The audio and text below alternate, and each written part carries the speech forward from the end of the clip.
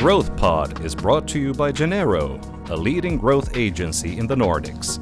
We interview marketing experts, business leaders, and entrepreneurs to uncover the stories and strategies behind profitable growth. Christoffer, welcome to the podcast. Welcome to the show. Thank you very much. I think your company, the company that you're CEO of now, Nimlas Group, is a very, very exciting company. I think it's a company that most of our listeners, most people haven't heard about. So really interested to kind of get into that. But before we get there, I want to talk a little bit about your background, because you have I think, quite unusual kind of journey to the CEO of a very, private equity-backed, fast-growing company in the installation space. So can you kind of briefly walk through what led you to where you are today? Yeah, I can do the quick summary of my life. So yeah. I grew up in a small town in Sweden called Lidköping. And today I moved back. So we are back in Lidköping with my family. And I grew up in a blue-collar family. I loved school. And when I was young, I went into local politics. So that was what I was doing, except from sports. And then I went into law school. So that's my start. And when I was 21 years old, my party that I was involved in won the election. So I started my career in working for the government. So I became a political advisor at the Ministry of Justice when I was just 21, 22.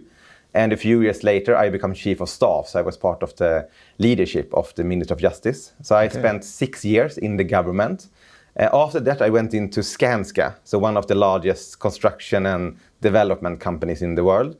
And I had different positions. First, I was working very closely with the global leadership team of Skanska. I was working in Skanska USA with big infrastructure development. I then came back to Sweden and took over as the leadership of construction in Stockholm. And I have also been a leader for residential development. So 10 years in Skanska, that was an amazing CEO training. And then since 3 years, I am today a company builder. So I build a company together with private equity and a lot of amazing people in my organization. So we are today 5,000 people in this group, 10 billion revenue, and we are called Nimlas. So we are doing technical installations. We are the fourth largest in the Nordics.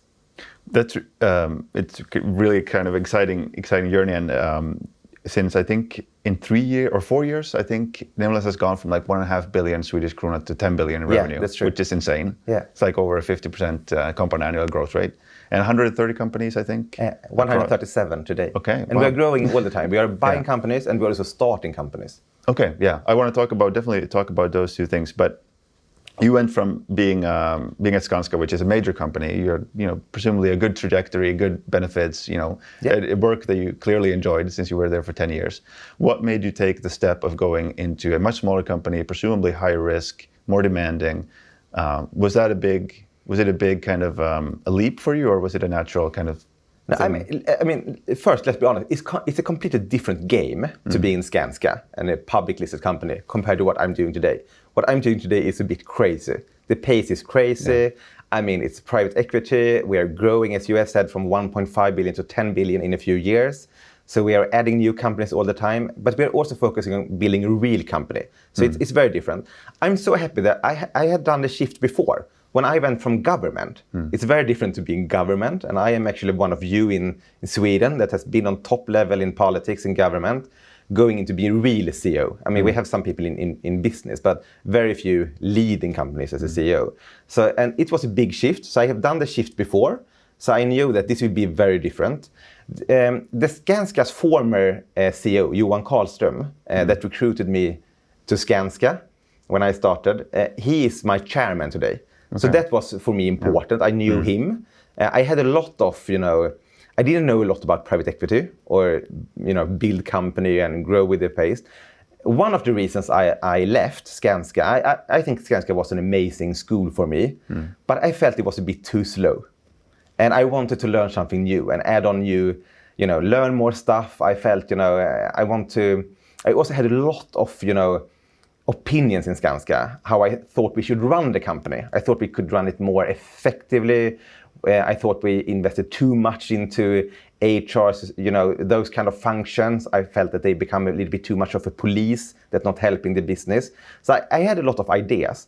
So I felt, let's go out here and let's see, let's not fight internally. Let's take the CEO position in a smaller company than Skanska, but let's create a company I believe in and we believe in. So that has been super fun. This is the most fun thing I have ever done. Yeah, I can imagine that's like one of the driving things that drive a lot of people who make that shift is that having your own ideas and wanting to see them implemented. Yeah. So my husband is telling me, I'm working much, much more here. So when I was in Skanska, I had to do like local politicians on my free time because people said you're working too hard. Right? At the same time, I was member of city council. I was working, but I'm working much, much more here. But I'm less tired and less frustrated. Yes. So I really enjoying to build, a company I really believe in, and to build a real company, and to build a company where, we have built a company, Nimlas, where the local companies are the foundation, the people that get the jobs done, the plumbers, the electricians. And I think it's so good to see today that you can build a real company without a lot of bureaucracy that a lot of the public listed companies have. So I think we need to change that and be more effective going forward in the society as a whole. Yeah, a lot of things to unpack there. Probably we could start with effectiveness. I think let's see. One thing that you've been, one thing that you said is, I think this was my translation from Swedish, but paraphrasing, the best companies I've seen all share one thing: they have lower costs than their competitors. Yes. And you kind of alluded that with not building these big overhead functions. So cost effectiveness at Nimlas, like how do you approach that? Yeah. Because obviously, you need to have overhead. Of course, and I think we have amazing people in Nimlas, in HR, in sustainability. They're super important. But let's start with for me, low cost is good leadership. For me, it's not harder than that. What I have seen is that most companies are in a competitiveness, market. So it's hard for companies to completely set the price level. Yes. So most people believe that they can. But let's be honest, when we are doing a work for a construction company, for example, we are bidding for a school, we can't take 10 million if the market is saying the price level are 8. Yeah. So to be more profitable, you need to work with the cost. And for me, lower cost is better leadership. You get everything out of the, if you have 5 people, they work, you get 100% of everyone. Or you can have 7 and you get 50%. Then you get less of the organization. So for me, it's a lot about leadership. And I have had the opportunity now for 20 years to see leadership in schools, leadership in the police, leadership in a big listed company, and leadership in a technical installation company like Nimlas. And I have never seen an organization or a leader that in a long-term perspective are combining bad economy with good quality. It never happens. The best heads of schools, they have good economy, they have excellent education.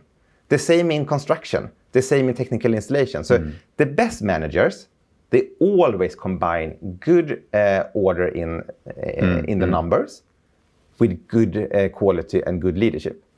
So I think focusing on cost is so important to be, profitable and to be able to invest in, the people, in sustainability, in innovation. That's really interesting because I think probably for, among the broader public, there's this false dichotomy between quality and cost. And, if you're trying to be very cost efficient and, it's going to be low quality. But I think it's the opposite. You're arguing it's actually the opposite. Yeah. And I think, I think it's important. For example, if you take HR, for example, I think HR is super important. I think the HR people we have in Nimlas, they are really part of the business. They are part of the operations. They are part of running the industry. But I think for me, it's more important than we do the right thing than the process is right. For me, I'm telling all my 130 local managing directors, you need to be a good manager. I want you to be engaged with your people.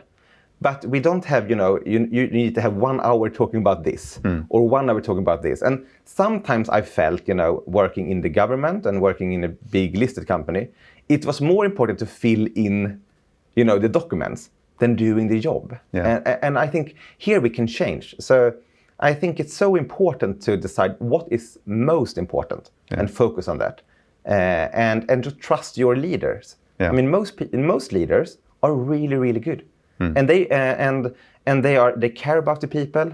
They care about the people's development. But if I look at my managing directors, they are super strong at leadership, super strong on the operations and on customers. But I don't have the academic people in my organization. Most of my managing directors, they are plumbers, electricians, and they are managing directors today. So I think it's also important to understand what kind of company am I leading today. And if I would force a lot of bureaucracy on them, I would kill the amazing culture we have, where they take a lot of responsibility. Yeah, and I think that's probably something that is hard for people to understand. I mean, with 137 companies, like how do you create that kind of, how do you avoid that? I mean, bureaucracy, it's so easy to see how you'd fall into the trap of bureaucracy, because you want to have control and you want to have uniformity and you want to have processes in place to make sure that you're managing risks and all forth. So I think there's like a very natural tendency to add a lot of bureaucracy, and maybe each individual rule makes a lot of sense, but taken together, they just suffocate the people doing the work. So how do you, as a kind of leader of these 137 managing directors, what levers do you pull? What tools do you give them to enable this kind of really high focus on quality and cost at the same time? I think the first thing is you need to decide what kind of model do you have. Yeah. So we have in Nimlas, we have decided we are combining. We have a very decentralized culture when it comes to the MD are in full responsibility for the personnel, for the customers, and for project and service and renovation, what we are doing. But then we are combining with using the strength of being a large group. When it comes to finance, we are integrating all the companies into our ERP systems. We have strong finance functions, super important, and they are of course a cost, but they are creating profit, and they are making the company stronger. We use procurement, so we are integrating them into the procurement systems. We are doing procurement centrally to get the benefits of being a big group, because in our industry size matters when it comes to procurement.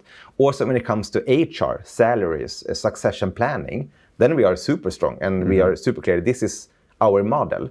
So I think to be super clear on the model, we are combining true decentralization when it comes to people, personnel, customers, and using the strength of being a large group.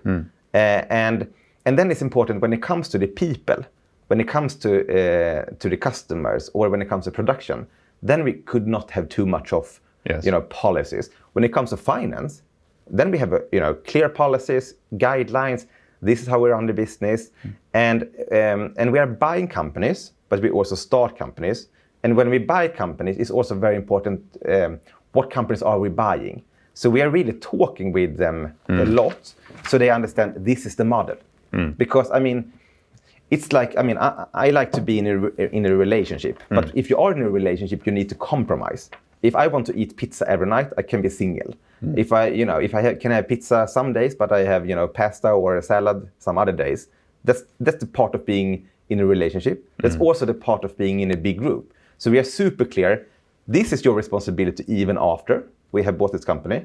But our goal is not to just buy you and leave you alone. Our goal is always to make the companies we are buying better. So this is what we're adding from finance perspective, from procurement, from leadership. We have Nimlas academies, training all the managing directors, training project leaders, etc. So I think the first one is to be super clear. And then we talk a lot about bureaucracy. Because it's so easy to build a large, we have said, our goal is to be a really big company, but not a large corporation. So we talk a lot when we implement stuff. Is it too heavy? We also have, both when it comes to cost and bureaucracy, we are saying it's like cutting your nails. You need to focus on it all the time.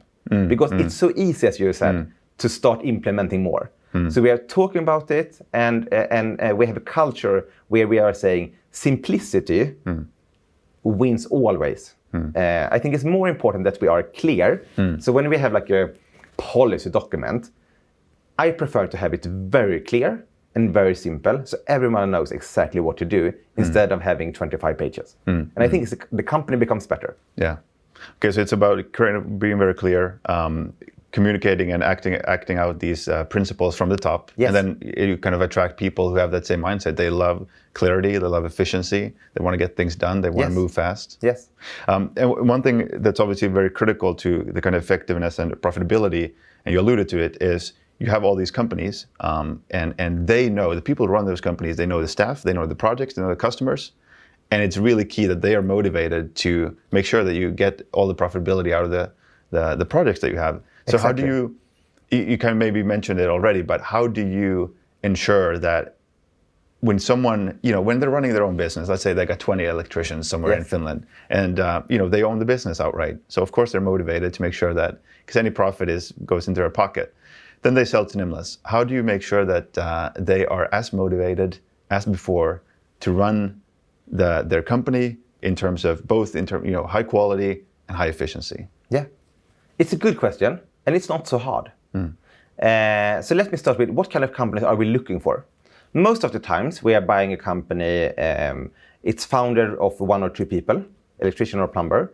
They started the company maybe 20 years ago. They are in my age, around 40.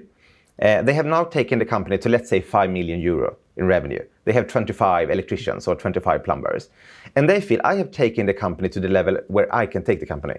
If I'm going to scale to take the company to 10 million euro in revenue, I need to have new ERP systems. I need to have a CFO. I need to invest a lot, and I need to get a lot of revenue to be able to do that. So we are looking for the companies where they have done an amazing job building the company, but they are feeling, should I do this in 20 more years? So we like the founders that like to build. So they are partnering with us. They are, and all the good companies can choose to sell to us or to someone else. It's a lot of competition about the best companies, so they can choose. And when they're choosing us, and it has never been so easy for us to buy companies as today, I can come back to that. But when we're choosing the customers and they're choosing us, we always do a plan. Where to take this company, both from a profitability perspective, but also in a growth perspective.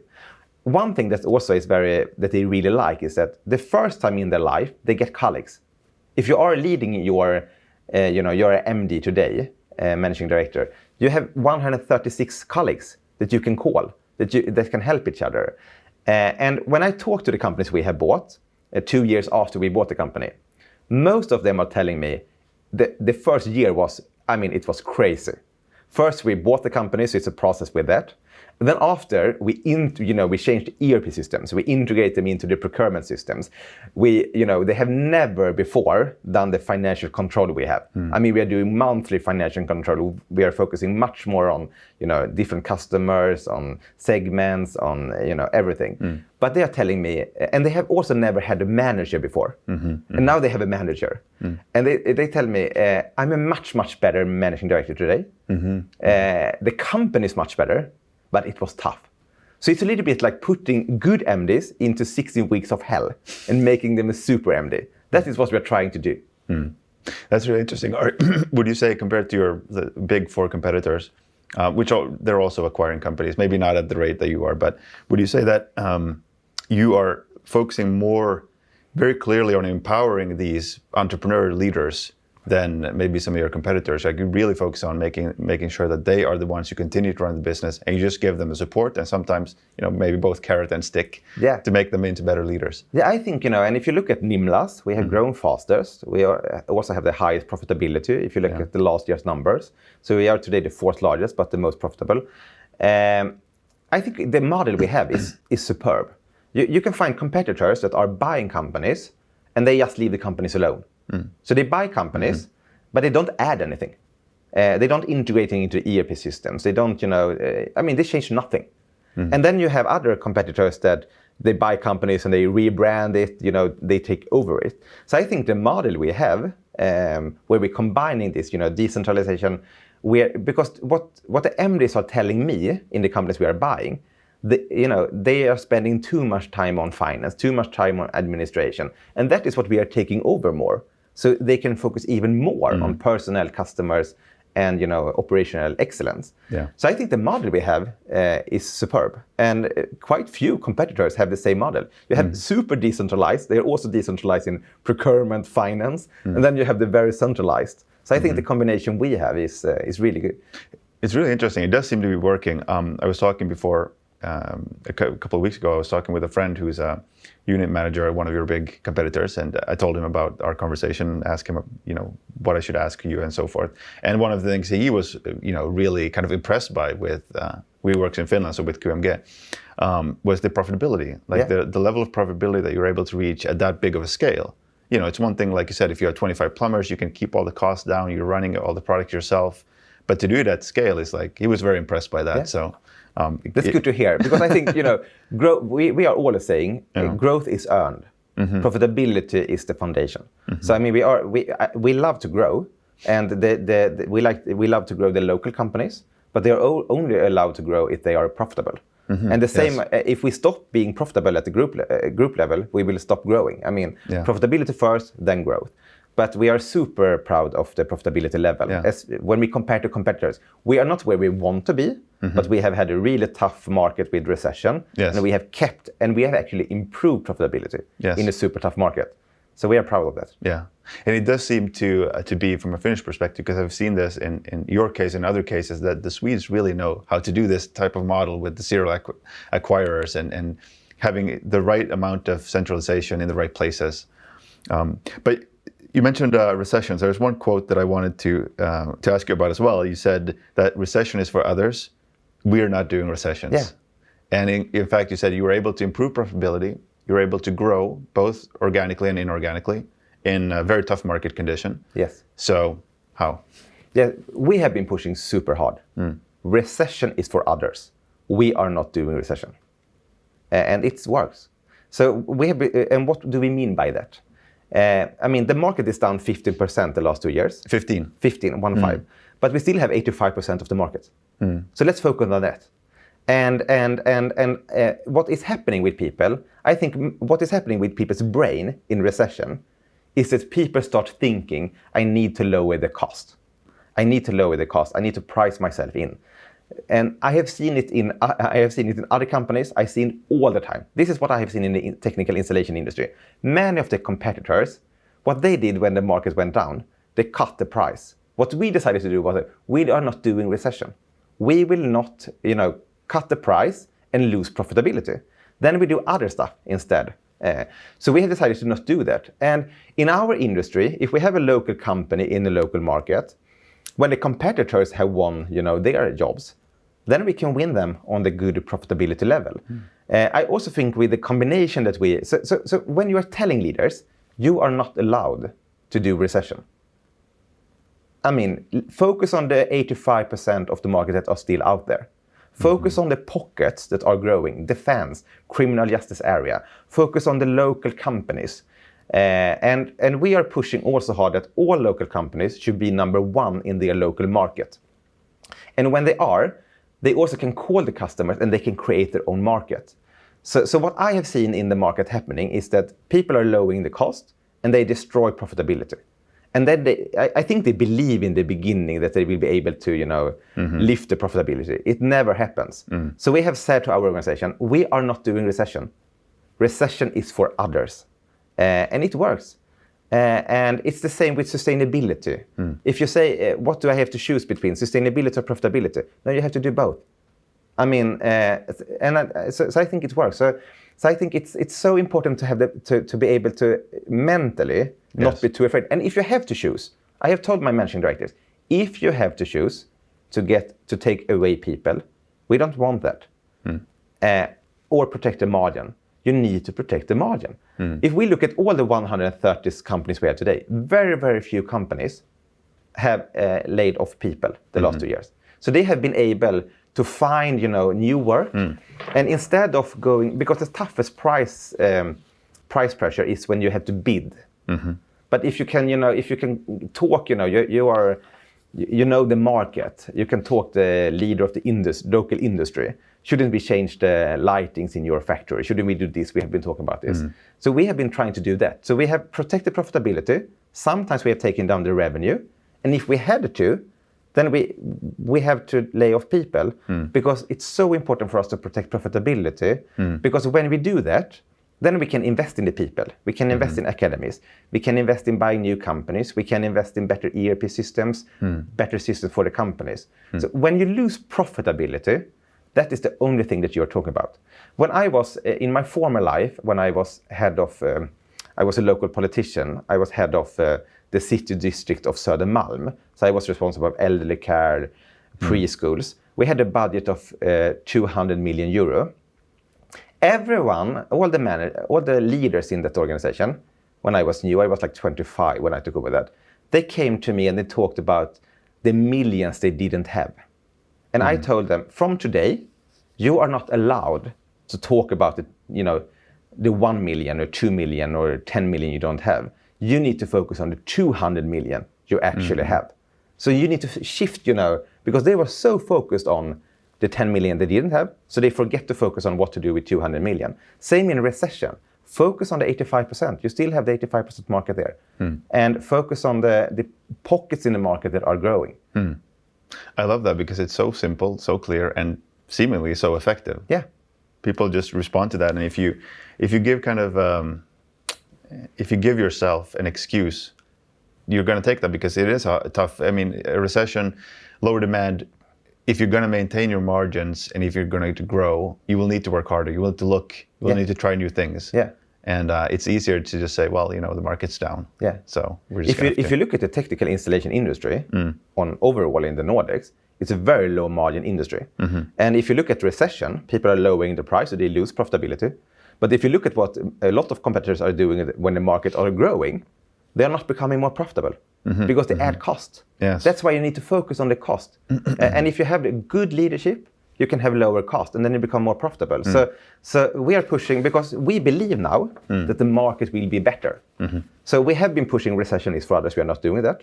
What we are now pushing hard is that when the market is becoming better, don't destroy the profitability by adding on too much cost. Yeah. You need to be able to do more with the same amount of people that we have. Yes. Do more revenue on a project leader, more revenue on a managing director. Because so many of the competitors, when the market is picking up, everyone gets stressed and you start hiring people too early. Yeah. And then you destroy profitability. Yeah. It seems like kind of the framework or the principles around leadership, quality, profitability, effectiveness are really they all fit very neatly together in kind of a coherent set of framework or worldview. Yeah, and if you visit all our 130 local companies, you can feel the same culture, and so you can feel this, And I think I think it's so important to use the really amazing people we have. And when you tell them don't do recession, you need to find a solution. They do. If you tell them, we have seen now in the recession, a lot of our companies have improved profitability in a tough market. Yeah. Let's see what they can do when the market is picking up. It's going to be, it'll be crazy. And there's a big benefit to having such a large group of companies because I'm sure you're sharing insights and lessons internally, and managing directors can see that, this company here, we're able to improve. Yeah. So it breaks the false belief that we're not going to be able to do that. We are doing a ranking every month. Yeah. So in terms of profitability or in? Yeah, we have 3. So all companies, we are doing it per country. So in Sweden, in Finland, and in Norway, every month we are sending out a list to all the companies. We look at profitability in percentage, profitability in amount, how much money, and cash generation. And then we have a ranking. So you can see where you are in the ranking. So you can see if you're number 1 or in the bottom or in the middle. And in the beginning, people are, isn't this a bit too tough? But it's amazing because what I have understood is that most people want to be above middle. So if we can move the middle from 1% or 2, we will move the whole organization. And it's so good because people have so much excuses, especially men. Men, we believe that we are more handsome than we are. And if you ask a managing director, most of the time he or she believes that they are better than what they are. But if you give them the facts, and they always want to, the market is tough, or my market is very different, or, I have different circumstances, I need bigger cars than my competitor. But if you list companies, if you show them, and they can see, my God, is this company delivering this? Why could I do that? And then they start learning from each other, talking to each other. We are also actually listing the cars, because cars has become very expensive, the company cars. So now we have, if you have a small car for a plumber or electrician, that's 1. If you have a mid-size, then you get the value 2. And if you have a large, then you get your value 3. And then all the companies have like the average. So you can also compare and see, where are you in the average of car size. Yeah. So I think to be completely transparent. Yes. And I think it's also good because when you can have problems 1 year with profitability. We can all have that. I have had it in my career. But you can't underperforming in the long-term perspective. So when we also take change, maybe changing a managing director, everyone has already seen this company have problems. They understand why we in the management team are taking action, why we are doing change. Sometimes, in very, very few, we have closed down some business, we have merged business together with others. They understand. So I think it's important to be transparent and to create some competition. Yes. Because when people see that others are performing better, they also want to do it. Yes, I 100% believe in that. And I think that it's so easy to come up with excuses, not just for others, but for yourself. Like, we look at your own circumstances and there's a lot of reasons why things are difficult. But when you see the cold hard facts. Exactly. I'm always telling the organization, in Nimlas, no one else doesn't exist. I was listening to a very interesting interview with Barack Obama, and he said, I can see 2 types of people. All people can see the problems. Everyone. I mean, everyone can see doesn't work. And then you have the people saying, I will deal with the problem. And they do. And I try to foster a culture, I know about the problems. I mean, I want people that are, it doesn't matter if you're HR, if you are finance, if you're reader manager, if you're managing director, deal with the problem. I mean, that's the kind of people I love. And we have a lot of them in Nimlas. Yeah. Must be a very good, exciting place to work when you have so many people who are solutions focused.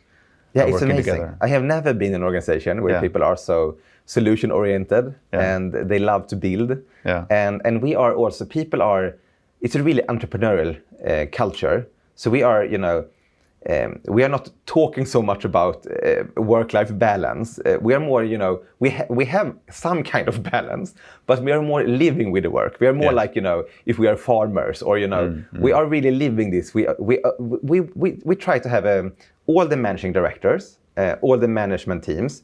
We are owners of Nimlas. So we want to run, we want the managers to have an ownership mentality, to live with a company with, and we own different parts, but management and managing directors, we own 30% of Nimlas. Okay, wow, that's a substantial amount. I just want to quickly go back to what you mentioned about the rankings and kind of transparency. What have you seen from let's say, giving that kind of transparency and clarity to managing directors? Have you seen some major improvements, like one company being really at the bottom, and then just really drives them to go all the way? Like, do you see these crazy shifts? Yeah, you do.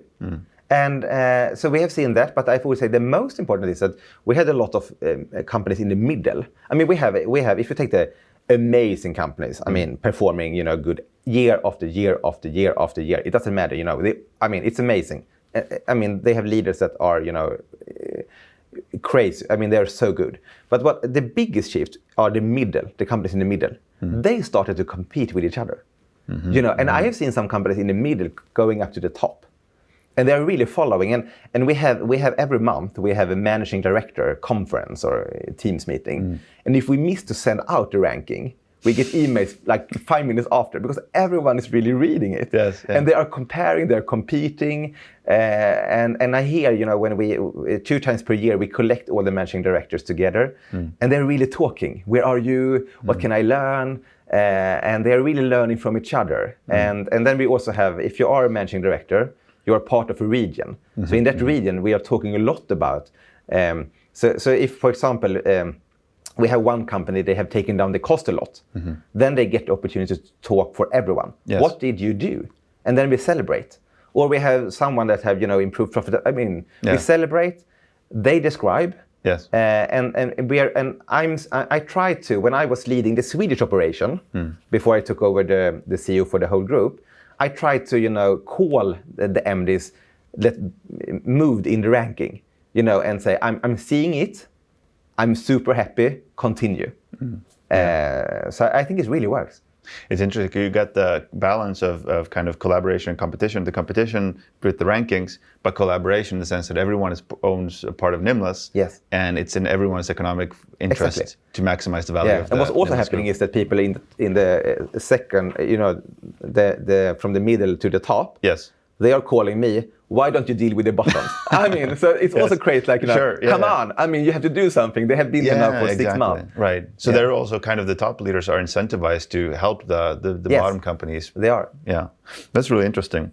And then collaboration comes in if you have some other centrally driven companies, they try to, foster collaboration by, it's mandatory. Yes. But we have much more collaboration because they're owners. Yeah. So, I mean, if they have a company, they know this company have problems with work, but we have a company, they try to help each other. And they are doing that managing director to managing director. So we have a lot of collaboration between companies, but not forced from the top. Yeah. I think that's getting that balance right is probably difficult, but so effective when you do. Let's talk a little bit about kind of culture and leadership in the organization. One of the things that you've highlighted a few times in other posts and things you put out is that leadership is about three things: setting the direction, deciding which mountains to climb, and then kind of rallying or gathering the troops. Yeah. So can you go through each of those three and kind of explain what it means to you in practice? Yeah. And why you believe those three specifically are kind of the keys to leadership? Yeah, for me, leadership is both super simple and super hard. But I think the most important for me as a CEO for a large company is to focus on what is really important. Because it's so much that are important, but what is really important. So first, set the direction. Where are we heading as a group?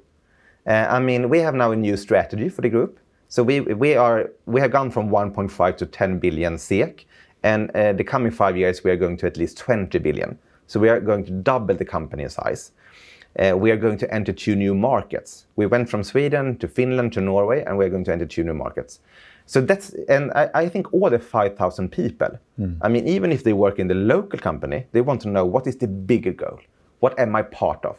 So I think it's super clear, and you can also measure. So all the countries have targets now, what they should achieve every year, the coming 5 years. We can measure. So this is a target. And you should also be able to describe why is it important to be bigger? Why do we become a better company?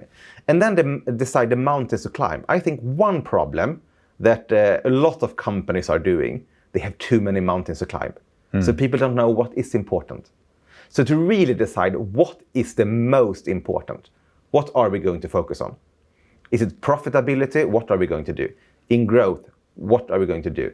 And then operational capacity. So to focus on the most important. So we try to do that on group level. And then all the local companies also have what is their mountains to climb. And it can be very different. In some cities, it could be about focus on the operational capacity to become more profitable. In some, it could be to growth. In some, it's to get more apprentices. So to have, and to just have a few, 3, 4, 5, not more. And then I think and everyone can do number one. I have never been in an organization where people can't say this is the mission or vision or this is the target. Everyone can do that. You can do it by Excel. You can do it from the head office.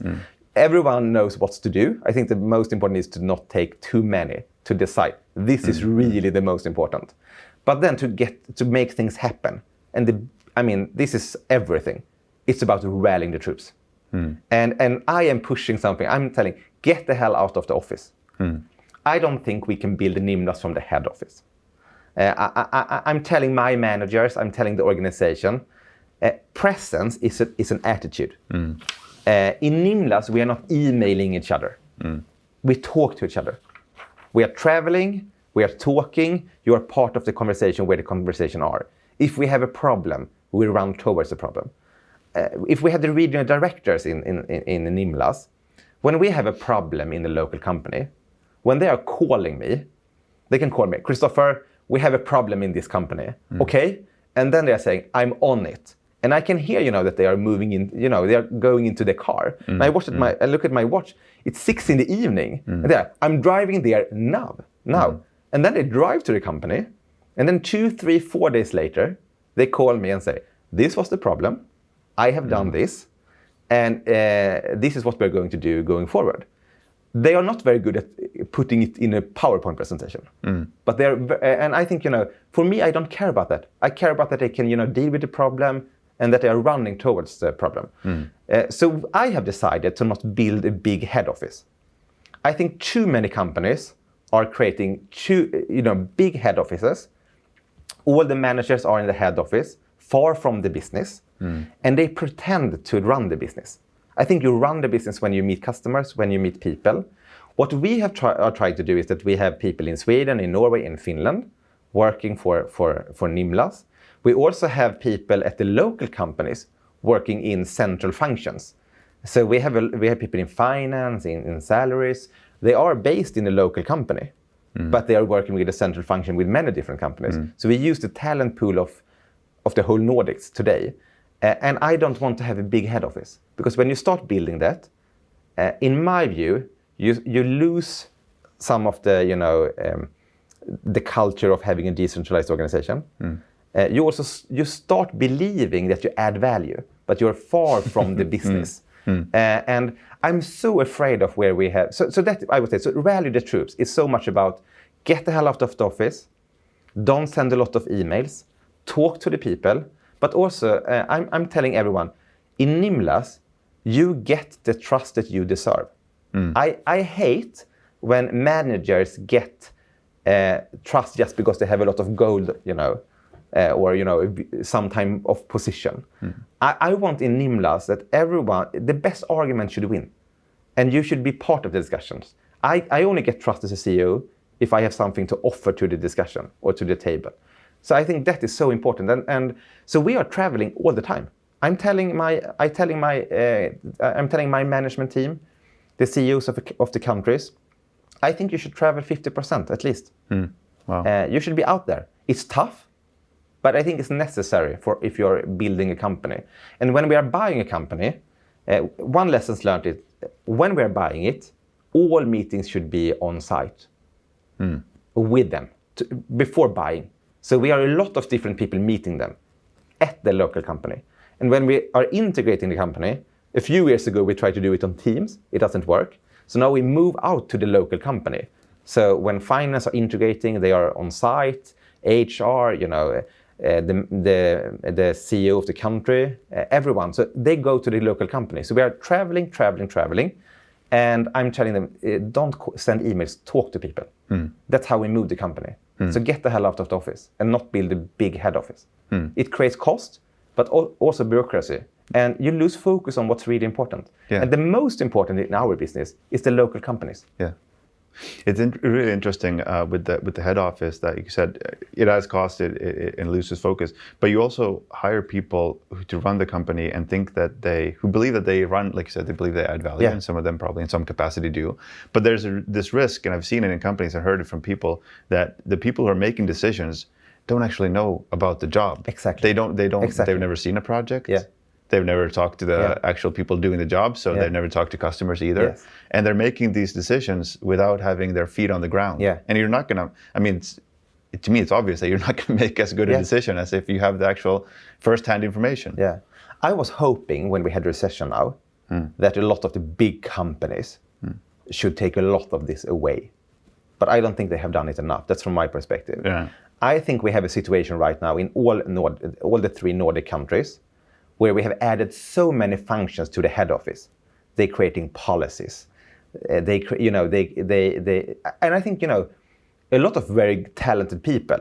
And I think they believe that they are helping the local companies.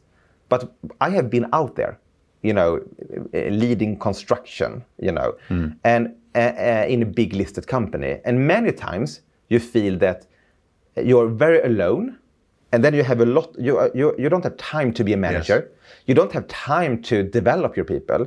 You don't have time to work with customers. You don't have time to work with sustainability. You are just reporting, yes. or you are just sending in documents to the head office. And I think we need to change this. And I think we need to celebrate the people that are doing the job: the plumber, the electrician, the nurses. I can also I hear this from my mother. She's a leader for elderly care. I mean, it's the same. I mean, so I think we need to look at each other in the Nordic countries. We have built amazing countries, but the bureaucracy has gone too far. And I think we have made academic people a bit too important. And I think we need to foster a culture where the heroes are the people that get the job done. And everything that we are doing in the head office should support the people that are doing the job: the nurses, the teachers, the plumber, the electrician. And then we have also the politicians, because they are adding so much bureaucracy. When I was in politics, I have been working in the government, I didn't understand how big problems it is for a business today with the bureaucracy. If we take CSRD, for example, I really like the intention. I think the climate crisis is, it's huge, we need to do more. But the solution is not bureaucracy. The solution is to innovation. Yes. The solution is for us to make the buildings more sustainable. Yes. We will never do that with reporting. Yes. So we need, in Europe, in the Nordics, in the companies, we need to get rid of a lot of bureaucracy. Yes. And we need to start celebrating the people that get the jobs done. Yeah, I think it's so true because, let's say with climate, there's I think probably as a politician, there's a real kind of temptation to feel like, well, the way we solve this is we have a target. We set a target and then it's going to be reached. But actually, as with all things, it's about engineering, it's about innovation, it's about the people who actually do the job.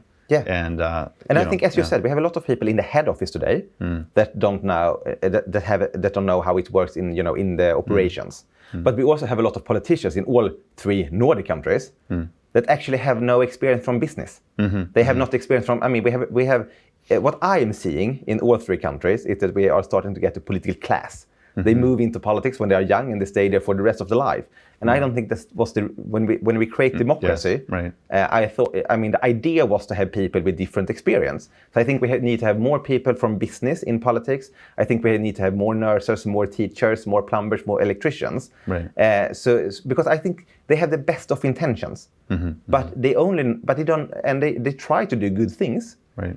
But I can see now as a business leader, the bureaucracy with GDPR, with CSRD, with a lot of other things, it's crazy. It's even hard for us, a 10 billion company, to understand all the legislation. Yeah. The most important for me is to grow, to create solutions that is better for society, better for sustainability, but also to create more jobs. More jobs that create taxpayer money, so we can pay, the welfare, the polices, the defense. That should be the focus. Yes. And we should.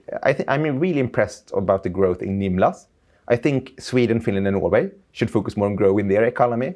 That's the main problem. The economy is not growing, and I think to be able to solve the climate crisis, I think we need to have a much, much stronger economy. Yeah, absolutely, totally agree. One thing that you've highlighted one thing that you're kind of passionate about, and you kind of alluded to, is the fact that we're prioritizing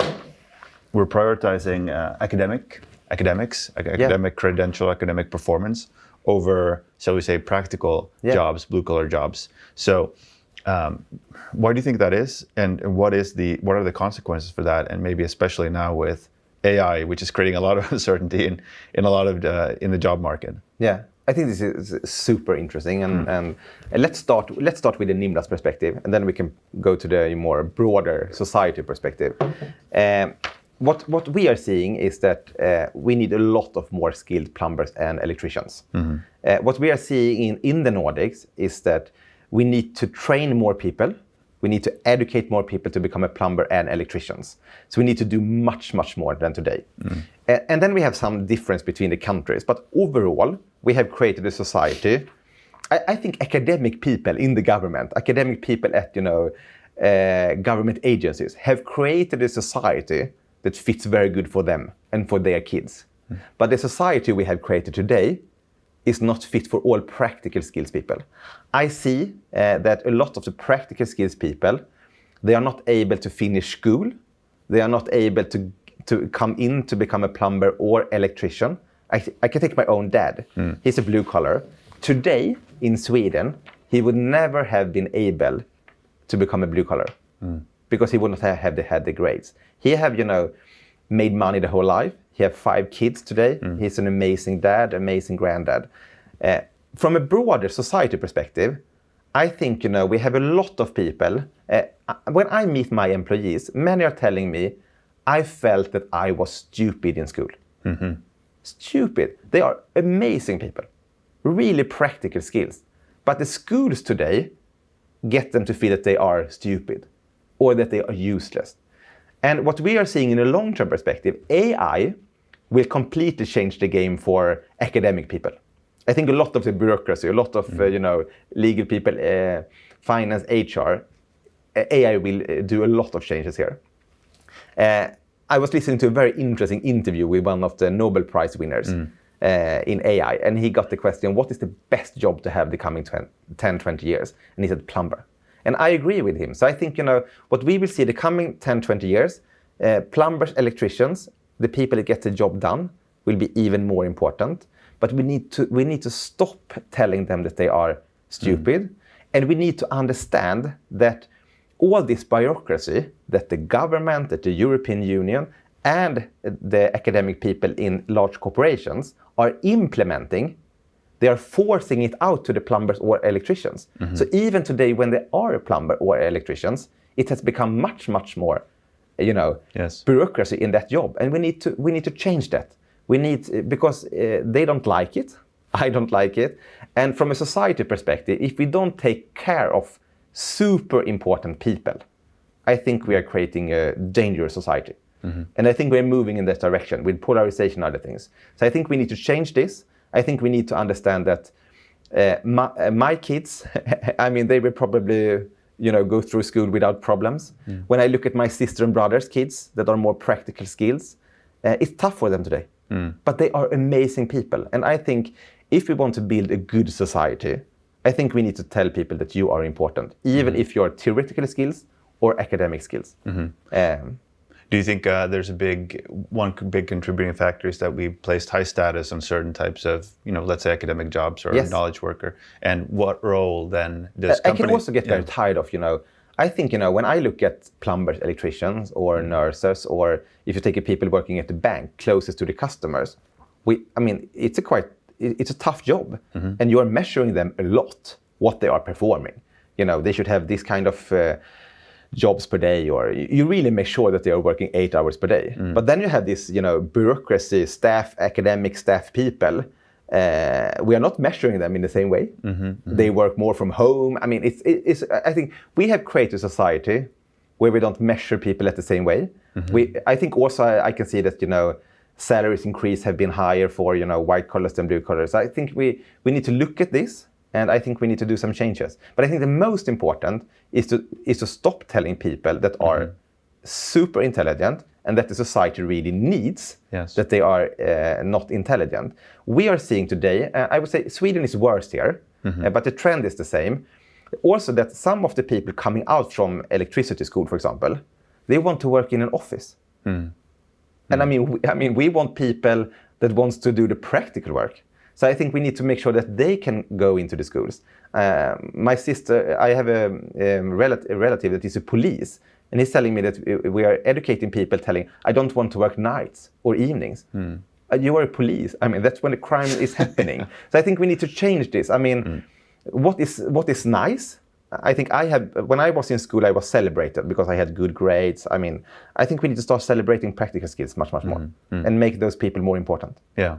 And probably also give them a voice because, if you think about the lockdowns, decisions were made by people who could very easily transition to working from home on behalf of people whose jobs depended on them being at the work site. So if these people don't have they make a huge percentage of the workforce and critical work, like you mentioned, being done, but they don't necessarily have a voice in the decision making that affects them. Yeah.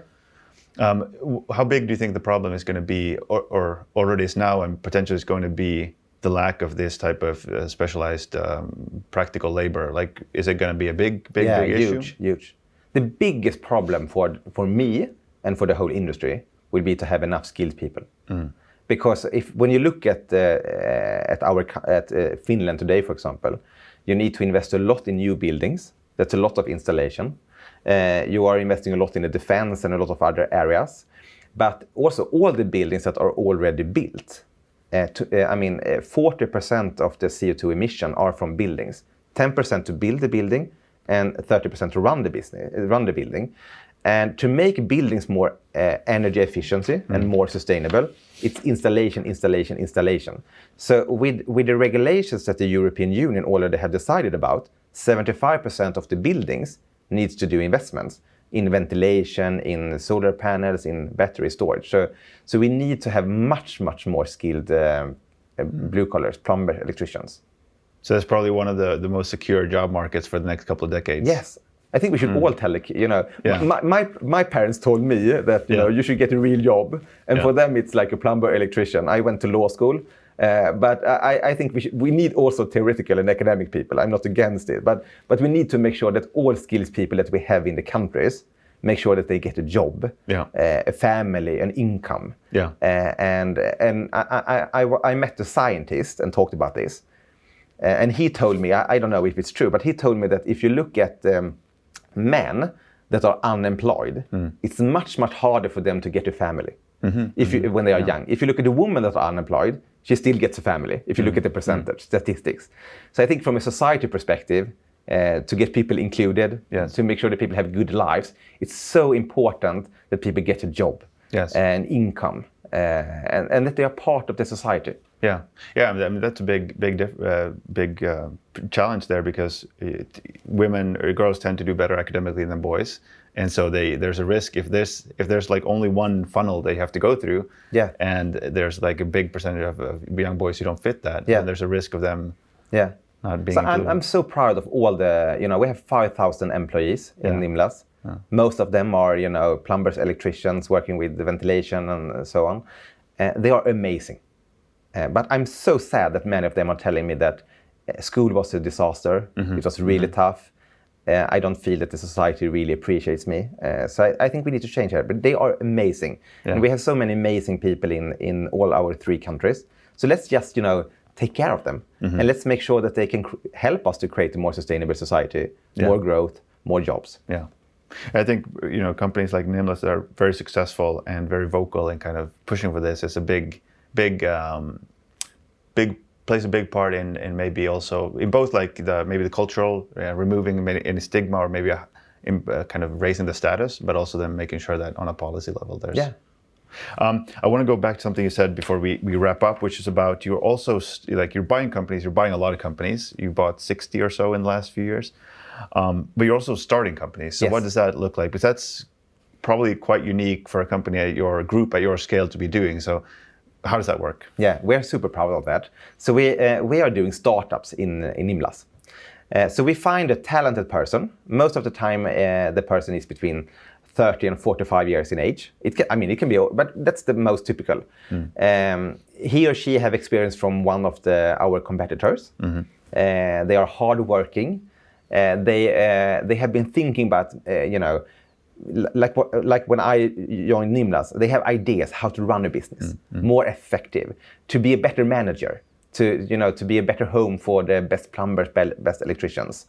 But maybe for them it's a big shift to go from a big organization to be completely on your own. So what we do is that we are creating a company together. So we are finding this person. That person gets 30% of the company. We own 70%. We do business plan for 3 years. We make sure that they get our ERP systems. We help them with cars, with computers, with everything. We make the business plan. And then they start to work. And then we look at year 2 and year 3, and we look at the profitability. And then we have a multiple, and then we buy them out, and then they invest in Nimlas. So it's a way for us to grow organically, to complement the buy and builds. But for me, it's also a strength of our operational capacity. Everyone can buy companies. Everyone can buy companies. But you need to be a real company, a good company, when you start companies. Because then you need operational capacity. So for me, it's also, it's important to build this operational capacity. But it's a very good complement to buying companies. And many of our successful companies today have started as we call it greenfield, as a startup in Nimlas. So going forward, our plan is to increase this and do it more going forward. Oh, that's super interesting. And probably, like you said, I mean, you've got this very ambitious growth target. You're going to go into new markets, yes, but you need to grow in existing markets. And like you said, there's only so many companies you can buy, and then you've got big competitors with deep pockets as well who are interested in buying them. So you need to find additional ways to kind of but let's take this, because it's a lot of competition out there to buy companies. But it has never been so easy for us to buy companies as today. Okay. And that is because all the good ones, it's the same if you are looking for talented people. All the good companies, all the good people have alternatives. Today, a lot of companies are choosing us because they think we are the winning team. Because if you sell your company that you started 10, 20, 30 years ago, that's like part of the family.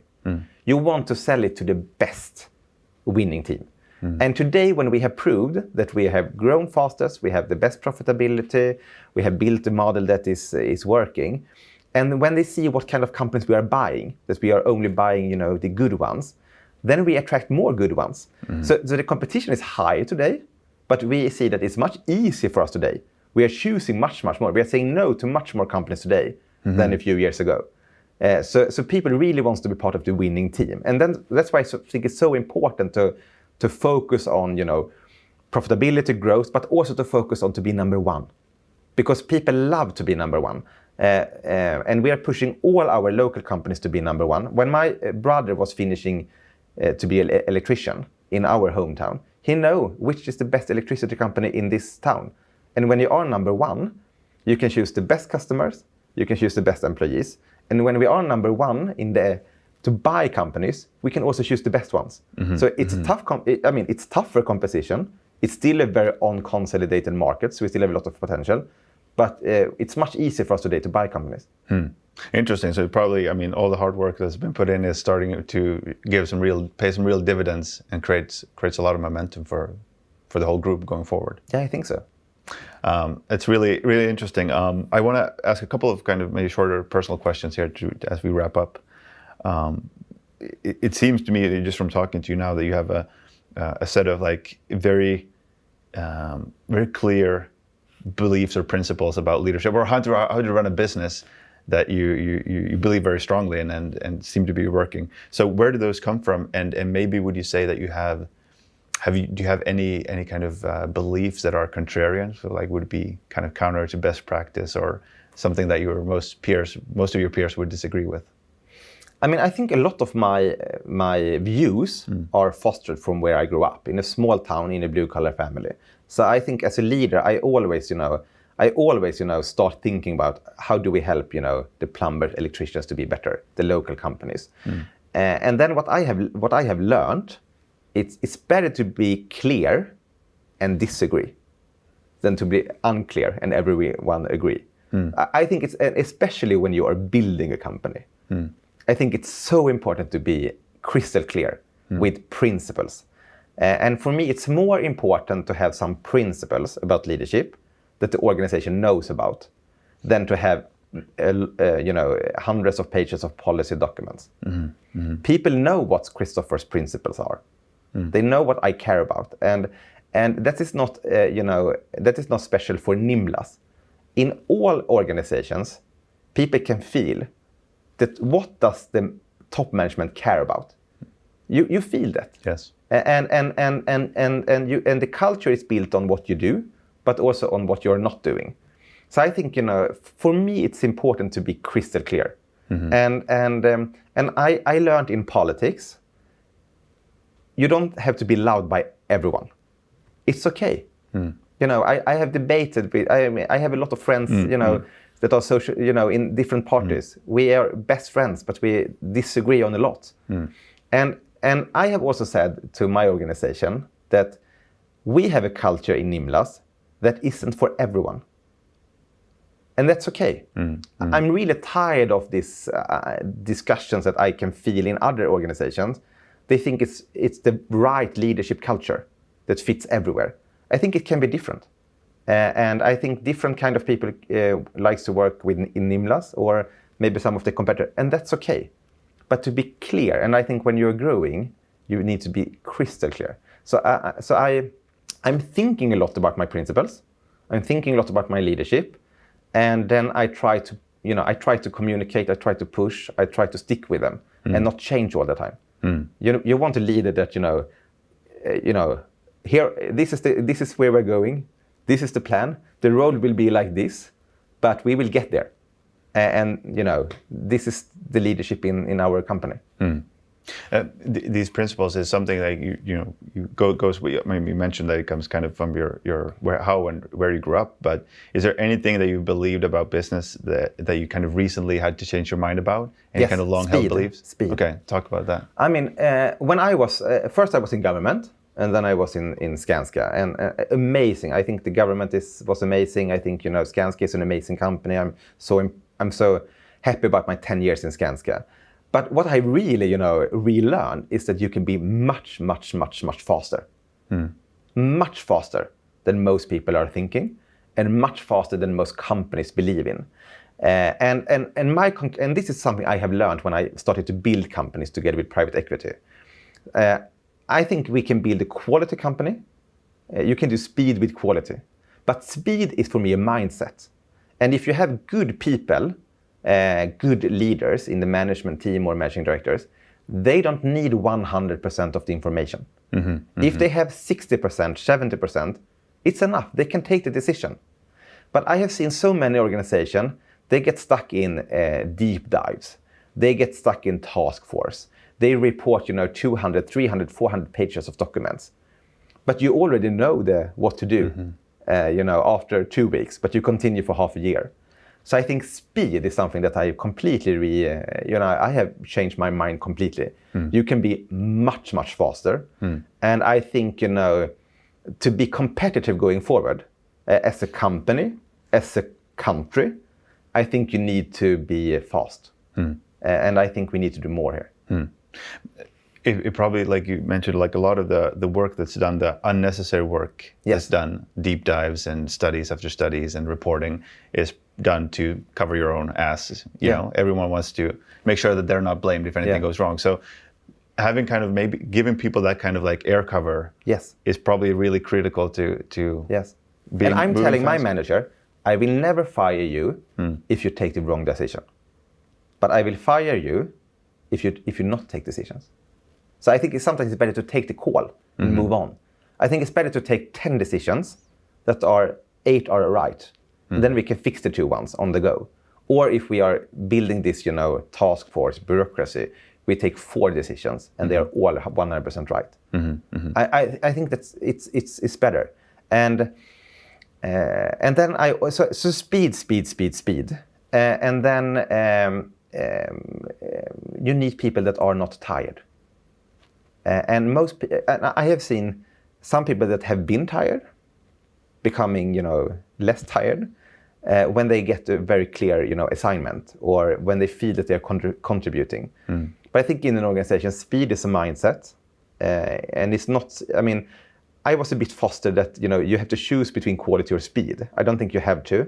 And the other one is you can't be too tired as a leader, especially not if you're building. I think if you are a managing director, if you are a regional director, if you're a CEO of a country or CEO of a group, you can't be super tired. No one wants to lead a person that is tired. So I think, you need to make sure you can work hard, you can work super hard. I'm working super hard. But I also make sure that I do some workout. I spend some time with my family because I think it's so important that I don't get tired. And I have told my management team, if you get tired, you get fired. It's a bit of a joke and not. Because I think, to be able to build companies, you need to have energy. People wants to follow people that have an idea. But also, when you're building company, it's so much. You need to roll up your sleeves. You need to get the job done. And it's so important that you're not tired. Yeah, this has huge implications for recruitment, for sales, for any type of partnership. I mean, when you come in contact with a company, you see the people there. Yeah. You know, are they on fire are they excited? Exactly. Or do they they're just and how fun is it when you go into a room and everyone is tired or just see problems? Yeah. It's not very fun. No. And then amazing people bring in other amazing people. I met Nimlas because of Johan Karlström. I mean, our chairman, the former CEO of Skanska, former Fortune 500 CEO. He's amazing. I'm here because of him. Tina, the CEO in Finland, she's also from Skanska. I mean, so amazing people bringing other. I also see that with managing directors. If we have the best people as managing director, they bring in the best electricians, the best plumbers. The best electricians, the best plumbers. When I'm asking them, what was the most important when you choose where to work? They're always telling, I want to work with the best people. I want to work at the best company. And when I ask them, what is the best local company? The best manager, they also talk profitability because they know if a company is not profitable, you don't get a new iPhone, you don't get a new company car, you don't get an education, and you can work with the best customers. So I think this is to have people with energy, really good people, they bring in other really amazing people. I think that's a really good way to end our conversation. So, Christoffer, thank you so much for coming on. And I think kind of the principles we covered about growth, leadership, operational efficiency, or excellence, I think probably can be applied to any organization. So I think listeners are really going to appreciate it. And thank you so much for coming on. And I wish you and the whole team at Nimlas best of luck in reaching your 222 vision. Really exciting to have companies that set clear, bold, ambitious growth targets, and I hope you reach it. I'm sure you will. So best of luck. Thank you very much. Thank you for listening. You can find all episodes of The Growth Pod on Spotify, YouTube, and Apple Podcasts.